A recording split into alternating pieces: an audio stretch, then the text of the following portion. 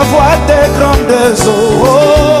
Entends-tu, entends-tu, entends-tu, entends-tu,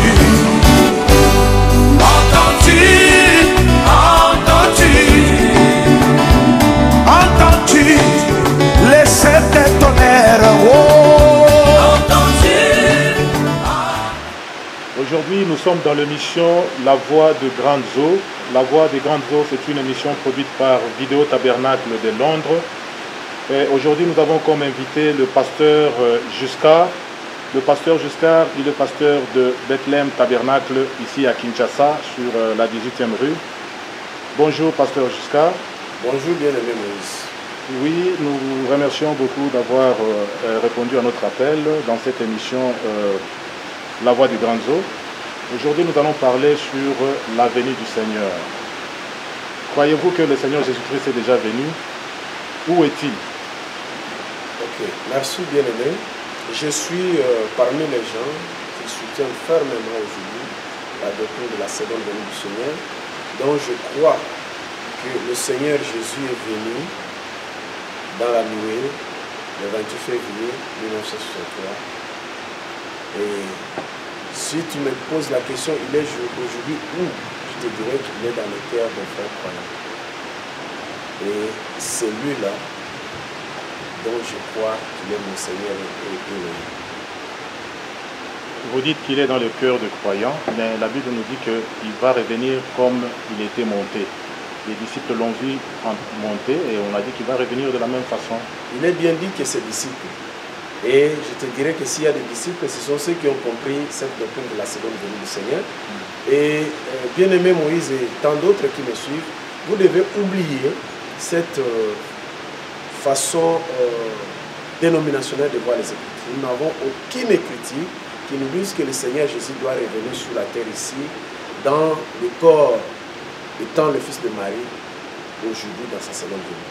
Quand vous lisez 4e psaume, paragraphe 210, vous voyez comment Frère Branham, notre prophète, le porteur de ce message, a essayé de dissocier la première venue, la deuxième et la troisième venue du Seigneur. Vous voyez?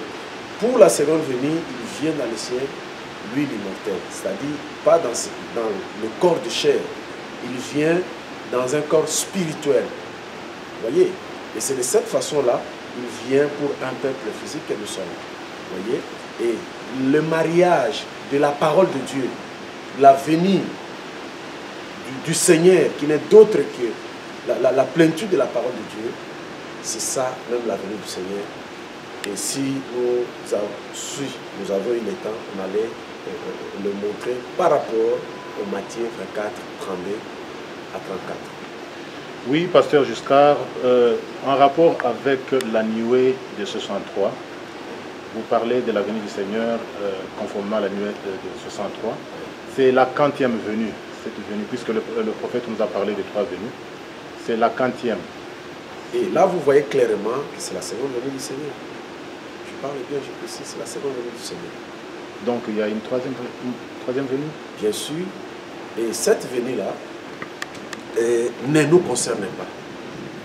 Ça concerne les Juifs. C'est-à-dire, après que le travail est fini ici, comme l'évangile nous a été apporté par les Juifs, nous, voyez, l'esprit d'Élie qui a prêché ce message, qui a clôturé toutes choses chez les nations, parce qu'on a eu qu'un seul prophète des nations, et il est le dernier aussi de ce qui concerne le prophète des nations.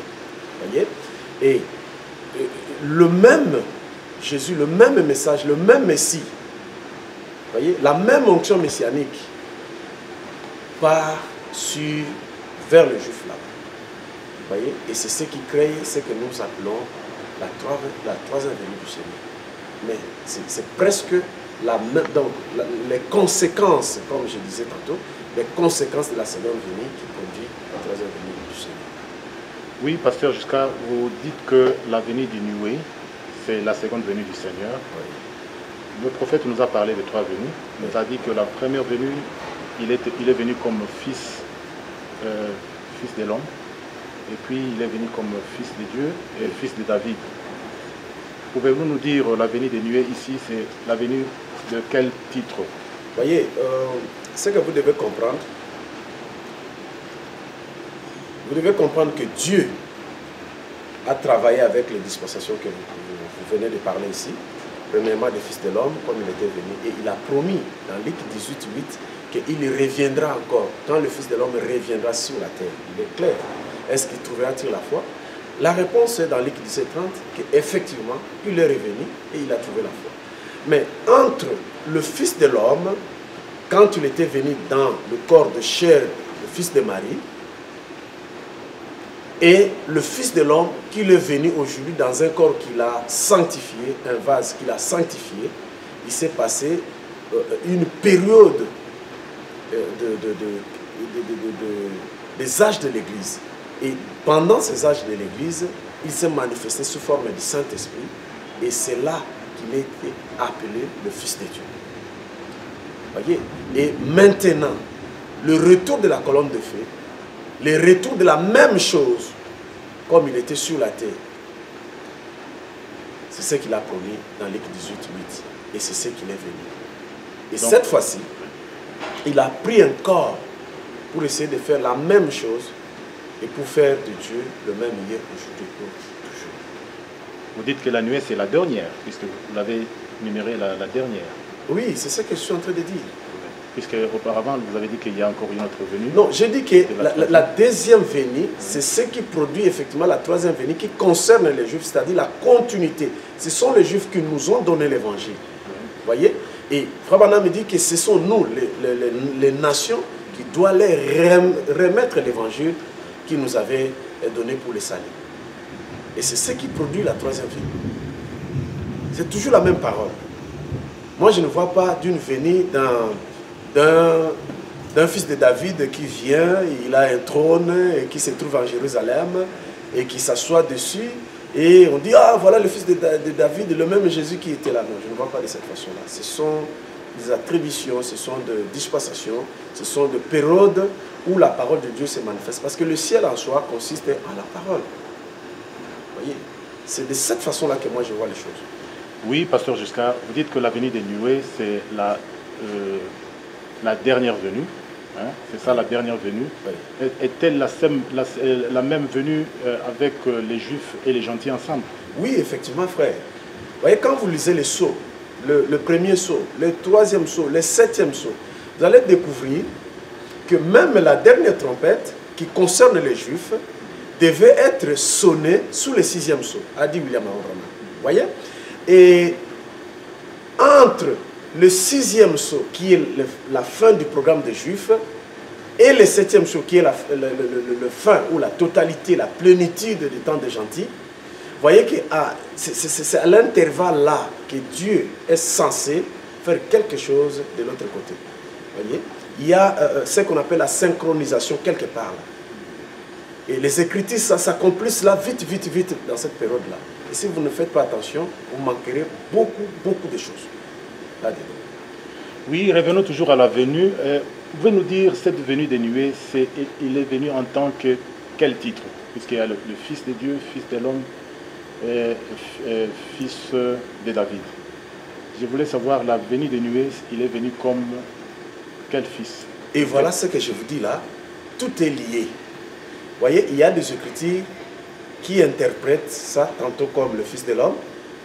Il y a des Écritures qui nous amène à comprendre, à ouvrir nos yeux, à comprendre que, voilà, ce même Christ, c'est le même Jésus qui s'assoit sur son trône.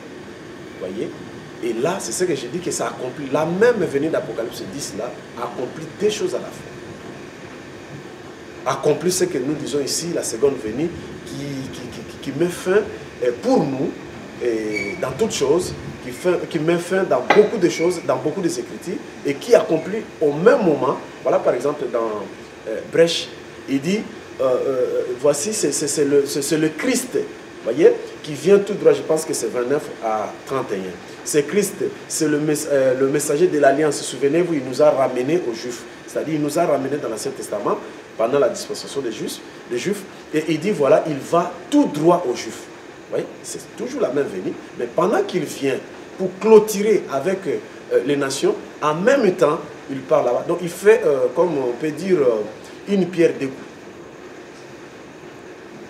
Vous voyez? Et les gens s'étonnent, ils s'attendent à un ministère qui viendra, ou deux ministères qui viendra, pour accomplir certaines écritures chez les Juifs et pour qu'ils voient le Messie. Ils oublient que Frère Branham Dieu insiste sur quelque chose, et par exemple qu'il ne peut pas y avoir deux prophètes majeurs au même moment. Et Frère Branham table que de la même manière, et Frère Branham a toujours cru que lui, son ministère, et avant de mourir, il avait un travail, un grand travail d'amener le Messie aux Juifs. Vous voyez, c'est ça la vision de William Aaron Branham. J'ai toujours dit, William Aaron Branham est un homme à double ministère. Il accomplit ici, par exemple, je vais vous surprendre. Nous savons que les trompettes ne nous concernent pas. Vous voyez? Mais Frère Branham va prêcher d'une manière surnaturelle les trompettes. Alors que cela concerne les Juifs. Nous n'avons rien à voir avec les trompettes. Parce que c'est le temps des Juifs. Et là, Frère Branham va dire qu'il est allé prier. Il s'était consacré. Il a dit à sa femme, je dois aller prier pour prêcher sur les sept trompettes. La salle a été même préparée. La climatisation est consort. Vous le savez, vous êtes dans ce message. Et il va dire que quand il a voulu s'agenouiller pour demander la révélation auprès du Seigneur, Dieu lui a dit, ne t'en fais pas. Tu l'as prêché d'une manière surnaturelle. Voyez, le ministère de Frère Branham, c'est ça le septième sceau. Le septième sceau interprète toute la Bible, c'est ça même Apocalypse 17. Le septième sceau met fin à tous les types de la Bible. Même dont nous parlons ici de Genèse 45, 1 à 7, ça met fin. Les types, les contes et toutes ces histoires-là se sont accomplis dans le ministère d'Apocalypse 10, 7. Et si nous disons que c'est accompli dans ce sens-là, vous devez voir maintenant l'accomplissement, les trônes de Dieu dans ce dernier temps, c'est William Aaron Branham. On peut utiliser, on peut appeler Dieu de tous noms, mais nous devons savoir qu'il est toujours le seul Dieu, même le fils de David, le fils de l'homme, tout ça, c'est toujours la même personne qui change de fonction. C'est comme dans une pièce de théâtre ou certaines pièces de théâtre. Aujourd'hui, il est tel, et dans telle époque ou dans telle dispensation, dans telle séquence, il devient tel. Dieu, dans tous les âges, il a été toujours esprit. Et il avait pris chair un jour en Jésus. Et après ce corps-là, il n'a jamais pris encore un autre corps de chair dans sa plénitude, dans sa grande manifestation, comme ça s'est effectué dans le ministère de William Aaron. Oui, pasteur Giscard, vous avez dit que la venue des nuées, c'est la deuxième venue du Seigneur Jésus-Christ, oui. Et c'est la dernière. Oui. Alors que le prophète nous dit que Jésus vient à sa seconde venue, il est Dieu incarné. Oui. Et là, il compare cela au millénium. Oui. Croyez-vous qu'on est dans le millénium? Effectivement, nous sommes dans le septième sceau. On a dit que la venue du Seigneur ici nous introduit au millénium. Vous voyez? C'est question de l'accomplissement. C'est comme je dis là, l'Apocalypse 10, 1 à 7 est comme la clé de voûte de toutes ces écritures-là.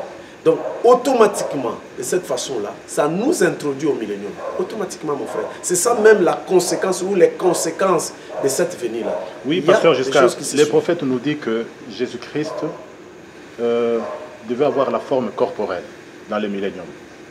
Mais où est-il? C'est ça que vous dites que nous sommes dans le millénium. Quand vous cherchez, je vous dis, Frère Branham me dit, quand la nuée était venue, il explique la nuée de plusieurs angles, de plusieurs manières. Et il dit la nuée où tous ces anges-là étaient majestueusement engloutis en lui. Vous voyez, c'était la fin de toutes choses. La fin de coupe, la fin de trompette, la fin des sceaux, la fin de toutes choses, la fin même du monde, la fin de tous les systèmes.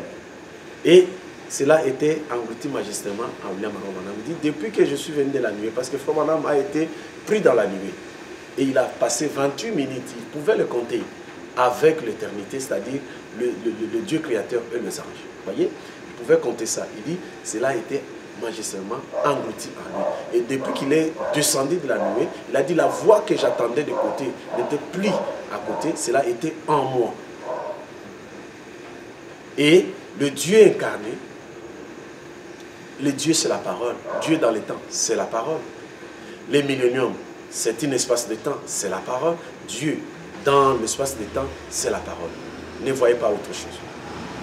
Oui, pasteur Giscard, parlons toujours de la venue du Seigneur et du millénium.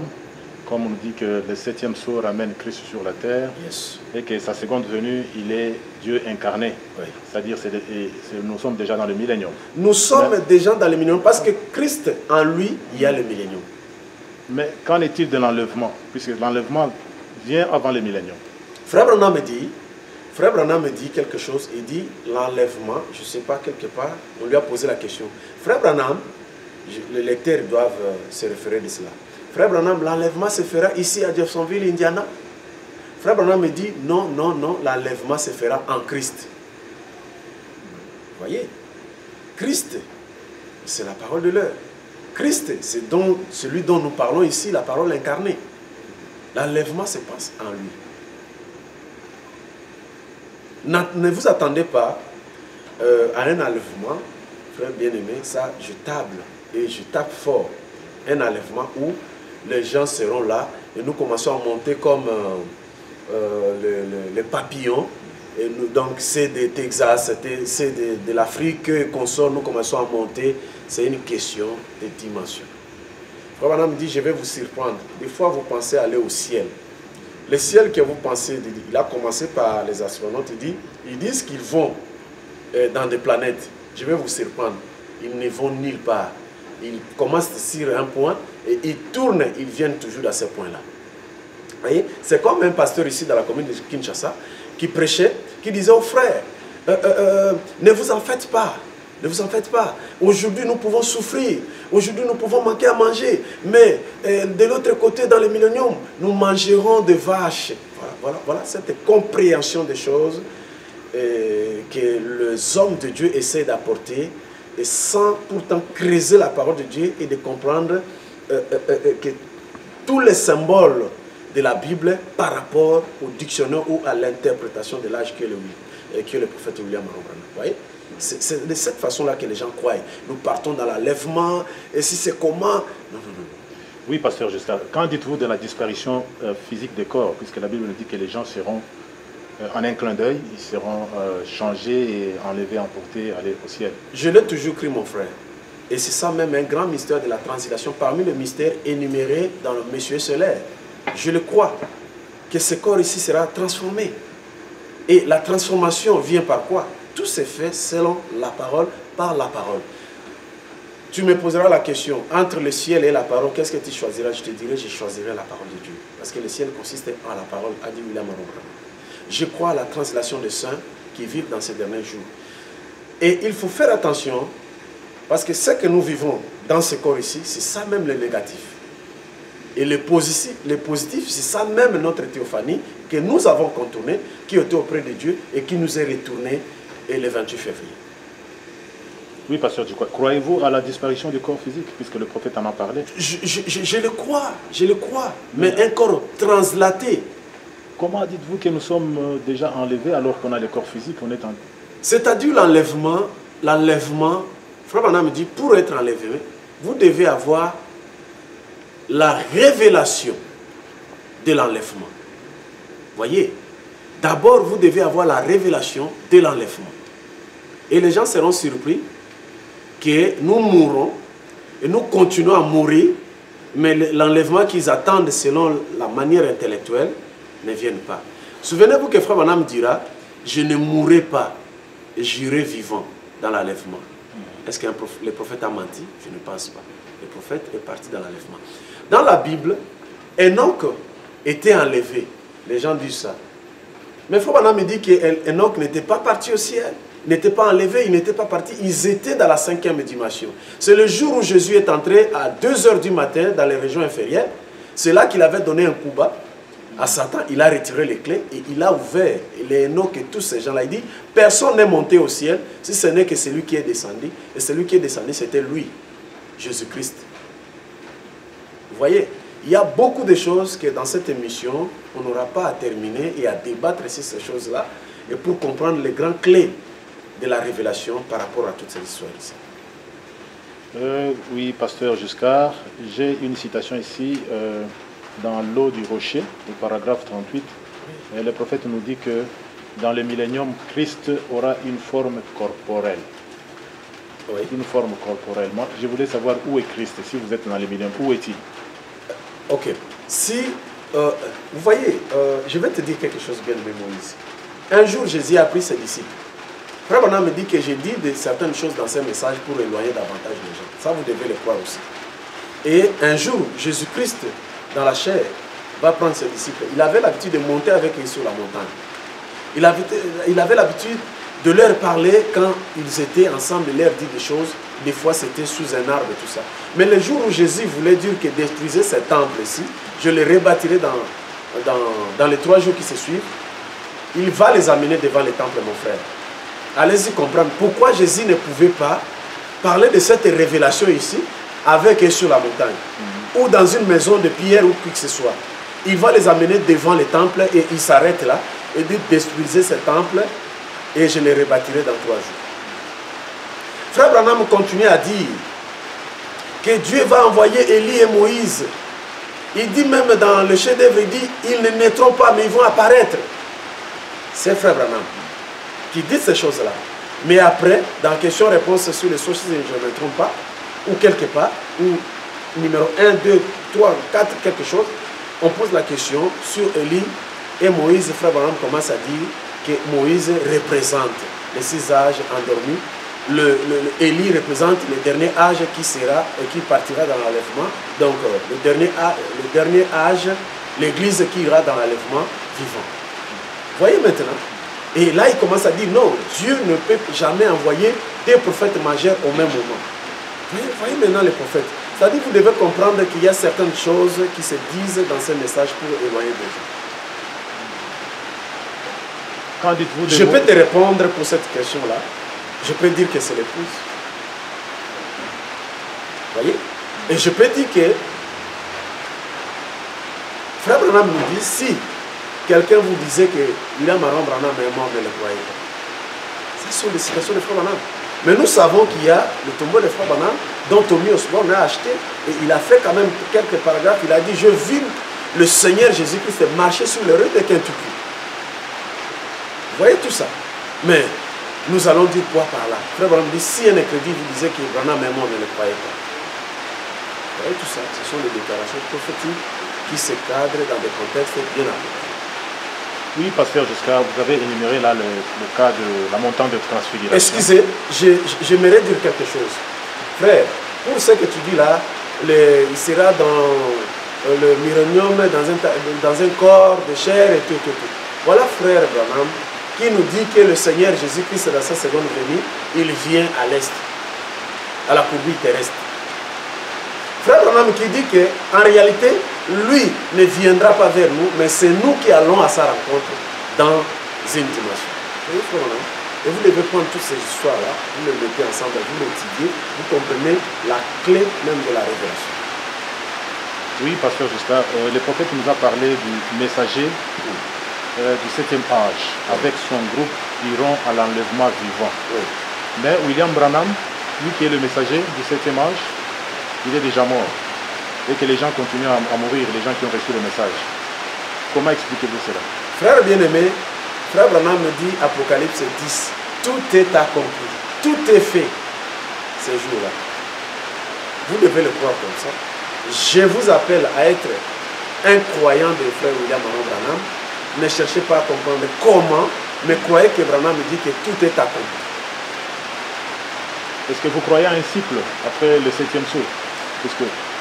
Oui, je crois à un cycle après le 7e saut dont Frère Branham a parlé en prêchant sur l'enlèvement et dont il va tirer la citation, donc je dirais paragraphe 129, dont il parle du cri de commandement, il parle de la voix de l'archange, dont il parle à la fin du son de la trompette qui a toujours appelé les Juifs à la fête.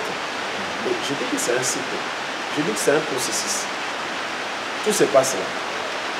Ce sont des éléments clés, même de ce que nous parlons de l'enlèvement. Parce que la seconde venue, c'est l'enlèvement. Et il continue aussi dans le paragraphe 152 à 154, de même prédication. Oui, pasteur Giscard, vous parlez du millénium. Qu'en dites-vous d'Élie et Moïse? Puisque les Juifs, jusque-là, ils attendent Élie et Moïse, ils sont en train de construire le temple. Qu'en dites-vous d'Élie et Moïse, qu'ils vont appeler Israël? Moi, je crois que ces deux personnes, dans la nuée, qui était la représentation pour les Juifs, ou pour le ministère des Juifs, laissez-moi vous dire que tout est accompli pour William Marie Branham. Je vous dirai que Frère Branham me dit dans ce message, il dit que je crois que Dieu est en train de visiter les Juifs maintenant. Ailleurs, il dit qu'il a rencontré dans une réunion chez les frères Agabites, dans une réunion où même le juif là a témoigné que ces choses-ci, il suffit de prendre une seule réunion, cela convertirait toute une nation. C'est le juif là qui a dit ça. Je pense dans les sceaux. Si non, ce n'est pas dans les sceaux, c'est dans les instructions de Gabriel. À partir de 150 déjà, vous pouvez le voir. Voilà. Frère Branham disait que lui ne peut pas mourir. Et même il parlant de quand Israël est devenu une nation, selon le contrat, ou bien je ne sais pas comment l'appeler, comment je peux appeler ça, parent américain, quelque chose qu'il a dit comme ça, le peuple juif avait besoin en 1946. Et il faut dire le même jour ou le lendemain. Ce sont ces déclarations différentes dans les différentes publications. L'ange est venu vers moi ainsi que tout à l'heure dit, le même jour, le lendemain, les jours suivants, lui m'a visité.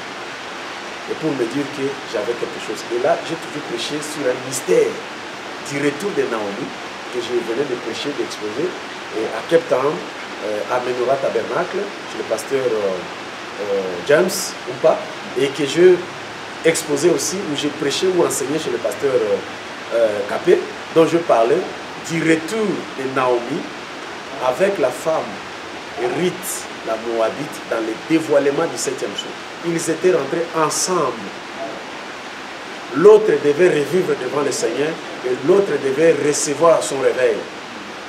Et c'est comme ça que je vois que c'est dans la même visitation-là et que tout s'est fait. Dans le 7e jour, tout s'est fait. Vous avez parlé que la nuée de 63 est la seconde venue du Seigneur qui met fin à toute chose, qui est même l'introduction au millénium, et vous croyez que nous sommes dans le millénium.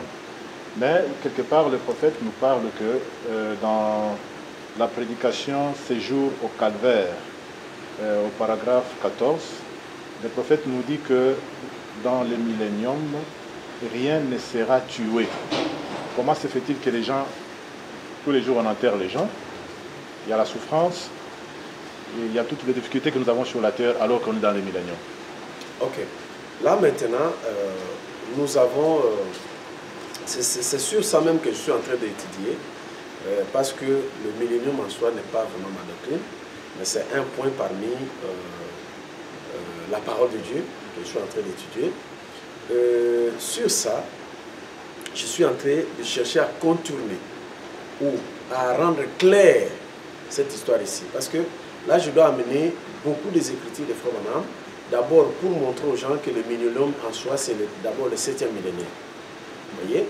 Et quand je finis, je fais de fascicules comme ça que je suis en train de montrer. Je suis juste à l'étude au niveau de l'introduction, c'est-à-dire comme le 7e jour, comme un laps de temps, donc comme une période de temps. Vous voyez?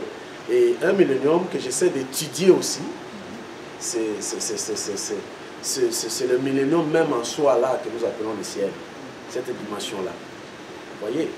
Et c'est de cela que je suis en train d'étudier et je demanderai aux enfants de Dieu peut-être de m'accorder un mois et quand je serai à Manchester avec toi, je pourrai encore m'étendre là-dessus et rendre ça clair pour ne pas donner une cacophonie par rapport à ces points-là. Oui. Parce que Frère Branham me dit, Frère Branham dit aussi. Vous voyez? Et il dit qu'il n'y aura rien de tué, et continuer à tuer, toutes ces histoires-là. Mais ce sont des déclarations prophétiques et je crois à ça. Je crois à cette déclaration-là de 1960-là. Je crois à ça, mais nous devons comprendre que la parole, il y a ce que Frère Branham disait, l'évolution de la perfection de la révélation. Nous devons aussi croire à ça. Que Frère Branham en soi avait des questions qu'il n'arrivait pas à résoudre. Et enfin, il a, par la grâce du Seigneur, par l'aide du surnaturel, il a pu quand même résoudre certaines questions dont il pouvait dire on allait voler pour aller dans l'enlèvement, on sera comme des nuages. Il a fini par rectifier. Vous voyez, Frère Branham a évolué. Alors, j'essaie maintenant d'amener les Écritures dont Frère Branham a évolué avec les histoires de millénium où on aura des bandes de légumes, on aura à manger de ceci et cela, on aura même des maisons. Vous voyez tout ça, et il faut essayer un peu de faire voir le langage du prophète millénium, le 7e millénaire ici, et le millénium quand il associe cela avec la résurrection de l'épouse par rapport aussi à tout ce qu'il dit là, il n'y aura pas de mort, il n'y aura pas de ceci, et tout ça, je suis en train d'étudier ça.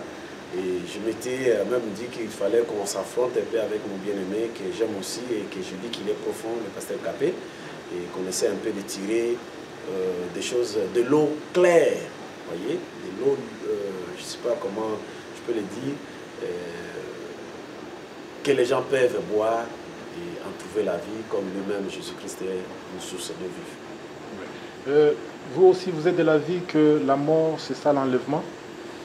Bon, je suis en train d'étudier cette chose-là, parce que Frère Branham déclare, vous voyez, qu'il ne mourra pas, il ira dans l'enlèvement, vivant. Bon, quand j'étudie l'écriture de Jean chapitre 5, verset 24, par rapport au 4e psaume et 7e psaume, c'est là où je suis en train d'étudier tous ces jours ici. Et je pourrais terminer mon étude sur ce point-là, de la mort, comme frère, j'ai dit à frère Capé, tu dis un à un, donc tous nous allons passer par la mort. J'ai trouvé quelques écritures, que j'avais déjà lu ça. Le frère me dit que nous sommes deux êtres, voyez, à la fois. Nous sommes du surnaturel, c'est-à-dire du ciel, et en même temps de la terre. L'homme de la terre, c'est cette chair qui doit mourir, et l'autre, c'est-à-dire bien sûr l'âme, qui est l'être positif, c'est pour le ciel, voyez. Et tout ça, je ne serai pas très ouvert aujourd'hui par rapport à ce point-là, du millénium, dont je suis en train d'étudier, que je fais, je pense, 4 fascicules à 5 feuilles, pour étudier les 3 aspects de ces histoires-là. Et c'est quand j'aurai à terminer, je pense que je te donne rendez-vous à ce mois, le mois prochain d'avril ou mai. Peut-être que l'émission sera éjectée ou bien mise dans votre site, et le peuple de Dieu ou les enfants de Dieu pourront sonder encore beaucoup de choses là-dedans. Oui, pasteur Giscard, toujours dans le cadre de l'avenir du Seigneur et du millénium, est-ce que vous pouvez repartir ou faire la différence entre les promesses liées à la chair et les promesses qui sont liées à l'esprit? Puisqu'il y a certaines qui parlent d'un millénium spirituel, les autres qui parlent du millénium physique ou de l'enlèvement spirituel ou l'enlèvement physique. Quelles sont les promesses qui sont liées à la chair et celles qui sont liées... Bien aimé, c'est tout simple. Les promesses liées à la chair, c'est par exemple Apocalypse chapitre 4, là où Frère Branham dit vous êtes mes enfants, je vous ai engendrés selon la parole. Vous voyez, comment il s'appelle encore, Abraham était le père de la foi. Et de la même façon là, que moi je suis votre père, je vous ai engendré. Et je prononce certaines bénédictions pour la nouvelle année, c'est prêché, je pense, au mois de janvier. Où Frère Branham dit que vous êtes créés pour être en bonne santé, vous êtes créés pour être satisfaits, vous êtes créés... Frère Branham en parle un peu beaucoup de cette façon-là, et dans cette prédication-là. C'est le paragraphe 18, si je ne me trompe pas. Et vous allez comprendre qu'il y a certaines promesses qui sont liées à la chair, par exemple la guérison divine et beaucoup de choses, voyez. Mais à ce qui concerne la vie éternelle, qui est différent des choses infernales, là les choses deviennent spirituelles parce que créons l'homme à notre image, selon notre ressemblance. Je n'ai jamais dit que c'est ce corps ici. Parce que tu vois, tu n'as pas ma taille, tu n'as pas ma physionomie. Tu as la physionomie de ton père, de ta famille, peut-être de ta mère ou de tes oncles. Voyez? Et si parler, c'est vraiment de l'âme, la personne. Vous voyez, comme Froment me disait que quand on parle ma main, pourquoi tu dis ma main? Parce qu'il y a un être intérieur. C'est celui-là qui intéresse Dieu.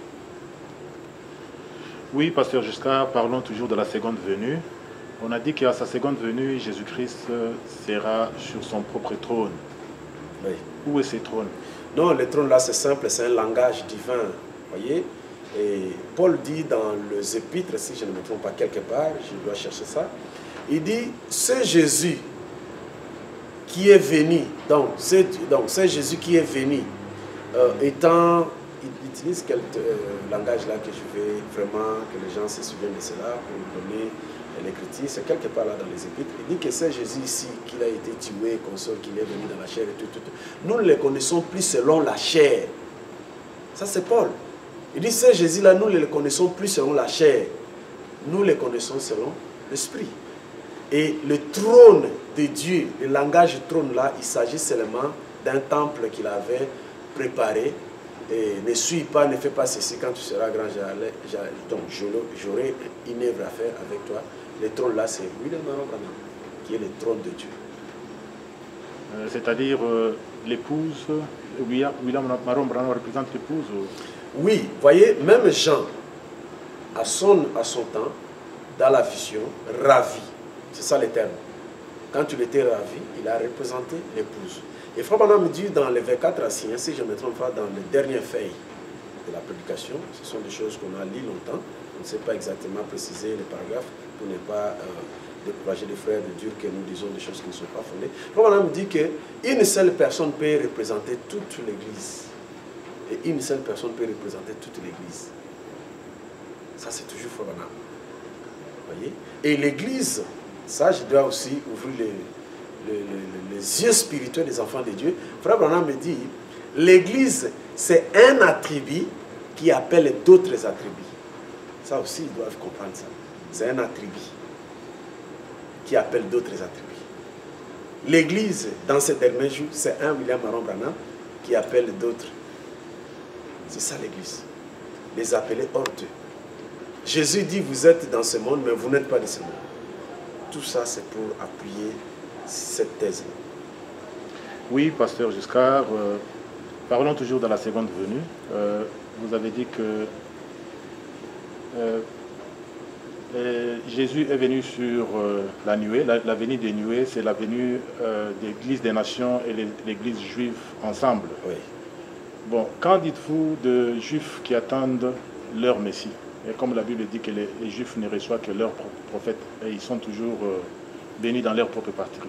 Écoutez, tu dois comprendre que Genèse 45, quand Joseph, les types là, tout ça, la réalité c'est aujourd'hui. Même le Nouveau Testament, la réalité c'est aujourd'hui. Frère Branham le dit.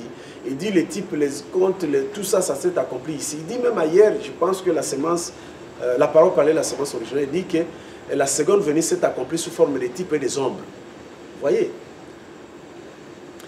Je voulais, non, c'est pas dans la parole parlée, c'est une autre prédication. Vous voyez? Le fait de voir Eliezer, c'est la seconde venue du Seigneur. Le fait de voir Joseph, vous voyez? David et consorts, c'est la seconde venue du Seigneur. Tout ça, ça parlait de la seconde venue du Seigneur. Et laissez-moi vous faire comprendre que Genèse 45, c'est la visitation des Juifs. Frère Branham le dit dans l'exposé partout là, même dans les 70 semaines de Daniel. Vous voyez? Et comprenez-vous que Joseph s'est révélé à ses frères, pas en Palestine. Il s'est révélé à ses propres frères en dehors. Joseph. Ça, vous devez le comprendre. Ouais. C'est le type. Et pendant que le juif qui a eu une réunion, le groupe de juifs là, qui ont eu la réunion avec Frère Branham dans la maison des frères Gabriel, qu'est-ce qu'il a dit? Il a dit, il est vrai que ce que tu nous prêches ici, si c'est Jésus est vivant, c'est qu'il doit être le Messie. Parce qu'il nous a été dit dans les annales ou dans les écrits que le Messie serait un prophète. Et Frère Branham nous a prêché dans la prédication du Messie que le Messie, c'est un prophète. C'est une onction sur un homme qui agit à la place de Dieu, qui reçoit les caractéristiques de Dieu. Vous voyez, vous devez voir ça de cette façon-là. En dehors de ça, je ne sais pas comment on peut encore le voir. Oui, pasteur Giscard, vous avez dit que nous sommes dans l'Apocalypse 22 et que tout est accompli. Mais pourquoi continuez-vous à prêcher? Bon, je vais te dire quelque chose, frère, que avant même que Jésus ne vienne sur la terre, tout était accompli, tout a été fait. Comment? Oui, parce que tout était dans le plan de Dieu. Mon frère Moïse, Frère Branham me dit, quand nous étions dans le plan de Dieu et que nous étions dans les grands conseils de Dieu, dans ses entrailles, nous étions dans une réunion. Et Dieu proposera qu'on puisse jouer une pièce de théâtre. Il dit, toi, Moïse, tu viendras sur la terre pour jouer un certain rôle. Nous sommes choisis, élus, dès avant la fondation du monde. Avant la fondation du monde. Nous étions déjà choisis et nous étions déjà sauvés. Tout ça, ce sont les informations par rapport à notre salut, par rapport à notre rédemption, la plénitude de la rédemption, si je peux le dire. Donc, croyez-vous que le dernier Élie est déjà sauvé, est déjà appelé?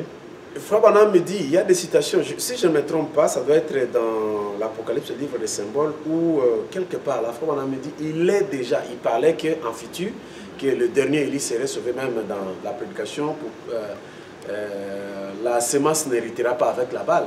Il dit, nous attendons seulement le dernier Élie, il sera un homme de couleur, tout. Mais à la fin, et quelque part dans une prédication, j'ai toutes ces écritures-là, et tu dois comprendre ce que tu es venu, tu ne m'as pas avisé. Et si j'ai accepté de faire cette émission avec toi parce que je me suis habitué dans les numéros des émissions et que j'ai accepté de t'affronter, sinon j'allais dire que j'allais préparer ça. Frère Branham me dit que quand le dernier Élie sera entré, il dit il est déjà. Et tout ça, c'est Frère Branham. C'est-à-dire que nous pouvons cesser à prêcher, ça ne sert à rien de... Non, nous allons continuer. Frère Branham me dit, l'âge de l'Odyssée finira et les gens continueront à prêcher. Et nous rencontrons, nous prêchons pas peut-être, nous n'enseignons pas peut-être, parce que lui-même est un enseignant par excellence. Il dit, nous continuerons à parler de l'histoire de la rédemption. C'est ce que dit William. Oui, pasteur Giscard, vous avez dit que tout est accompli et que nous sommes dans l'Apocalypse 22. Ah oui, une chose est vraie, en parlant de l'Apocalypse 22, une chose est vraie que tu dois comprendre que dans l'Apocalypse chapitre 4, il a été dit à Jean, qui est le type de l'épouse aujourd'hui, monte ici, alors je te ferai, je te ferai voir les choses qui doivent arriver ensuite. Voyez? Nous devons d'abord monter dans l'enlèvement spirituel, dans les lieux célestes en Christ, bien sûr. Et c'est alors que nous comprenons pourquoi Frère Branham dit toutes les promesses sont continuelles dans le Saint-Esprit. Ça, c'est Frère Branham qui le dit. Frère Branham a fait même une forte déclaration. Il dit celui qui a le Saint-Esprit est déjà dans l'éternité. Ça, ce sont des déclarations prophétiques. Ce qui appuie que toutes les promesses sont continuelles dans le Saint-Esprit. Ça, vous devez l'avoir. Donc, vous parlez alors d'un enlèvement spirituel. Je vais vous faire comprendre. Ici n'a pas de je vais vous faire comprendre que le ciel dont nous partons, c'est comme un éminent prédicateur qui disait, et ils sont d'ailleurs nombreux de le dire, qu'ils étaient morts et qu'ils étaient partis de l'autre côté. Tout ça pour se comparer à William Branham. Qu'ils étaient partis de l'autre côté et que si leurs pieds touchaient seulement la terre, ils allaient rester. Mais leurs pieds n'avaient pas touché les pelouses ou bien la terre, ce qu'ils ont vu dans l'au-delà. C'est alors ce qui a fait qu'ils puissent se retourner. Et la voix leur a dit, ils sont nombreux comme ça dans le monde. Ils veulent se comparer aux précieux frères que les autres ont déclaré à notre précieux frère, si tu n'étais pas venu. Cette expérience-là, de là, du rideau du temps, beaucoup de pasteurs ont pris ça pour essayer de faire comprendre des choses-là. Ils doivent comprendre que certaines dimensions doivent disparaître. Ça, ils doivent le comprendre. Oui, pasteur, croyez-vous que les morts ont déjà ressuscité? Et je suis étonné un jour, un homme, ou les filtres d'un homme qui réfléchissait en 1965. Frère Branham était en train de prêcher. Il a fait une forte déclaration, si je ne me trompe pas, je dois me ressourcer là-dessus. Et je pense que le lecteur comprend ce que je veux dire. Je le lis peut-être à l'an 2000. Frère Branham me dit, là, il était en train de saluer. Il prêchait entre les vivants et les morts. Ce langage-là, ça peut vous dire quoi? Ça doit être un sujet de grande réflexion. Qu'il était en train de prêcher entre les vivants et les morts. Mais on a dit que nous verrons les morts ressusciter, nous allons les voir. Oui, ça, Comment il est nous les dit. voyons pas? Je vous dis que Frère Branham, en prêchant les 10 vierges, les 144 000, il a déclaré beaucoup de choses qu'après le saut, dans question-réponse, d'abord sur le saut, et au-dessus 1, 2, 3, 4, il a changé beaucoup de choses. Donc nous devons ne pas faire un point avec cette révélation-là, nous devons continuer. Frère Branham me dit que les gens disent que le tombeau sera ouvert, pas de la manière que vous pensez là. Vous voyez? Les tombeaux seront vides. Et les gens disent que c'est ce même corps ici, la résurrection, ce n'est pas le remplacement, c'est le même corps ici. Frère Branham avance pour dire que ça sera un corps semblable. Vous voyez? Tout ça. Les gens doivent étudier la parole de deux côtés. Ne pas vraiment être... vous voyez, même à Josué, à Josué, il a été dit que n'allez ni à gauche ni à droite. Il faut être toujours au milieu. Il y a certaines déclarations, Frère Branham, je le répète, avait dit que je dis cela pour faire éloigner davantage les gens de Dieu. Ça, vous devez aussi comprendre que toutes les citations qui sont là, à sa place, et ont été dites à un certain moment, à une certaine année.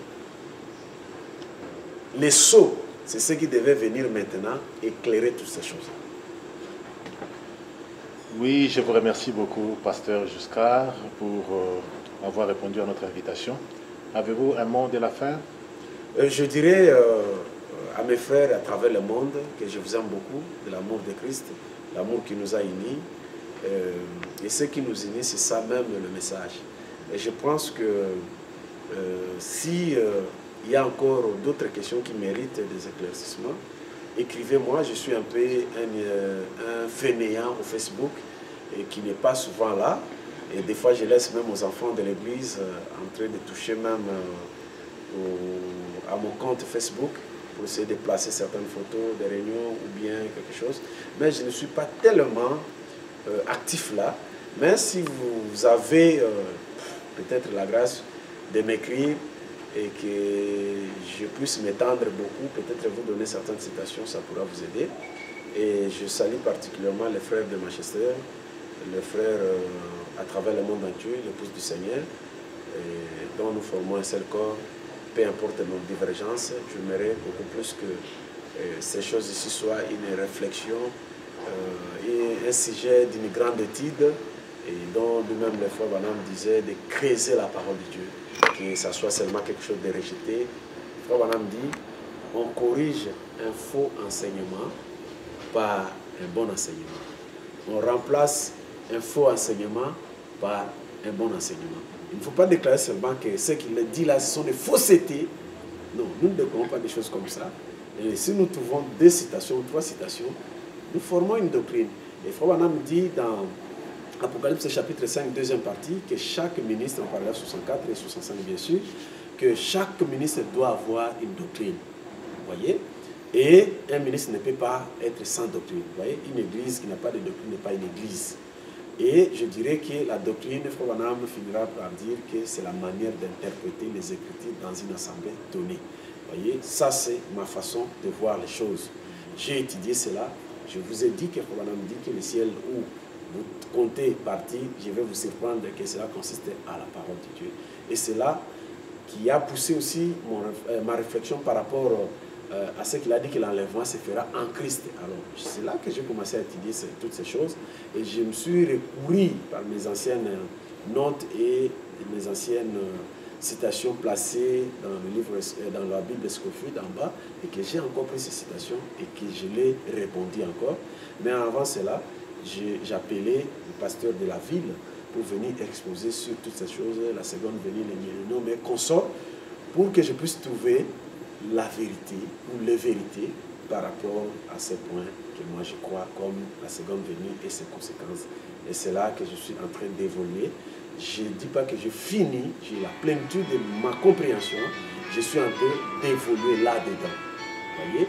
Et je suis en train d'étudier ces choses, me confrontant souvent avec mon bien-aimé Capé, qui est lui qui a la doctrine du millénium. Merci beaucoup. C'est là qui m'a poussé les faire. J'ai salué tout le monde, même lui après ça. Et vraiment, je remercie vous qui étiez derrière ce micro pour essayer de me poser toutes ces questions, malgré après le culte, je suis fatigué. Et aussi aux gens qui étaient derrière les caméras, c'est-à-dire le frère Étienne Egwake ainsi que Fils de Paradoxe.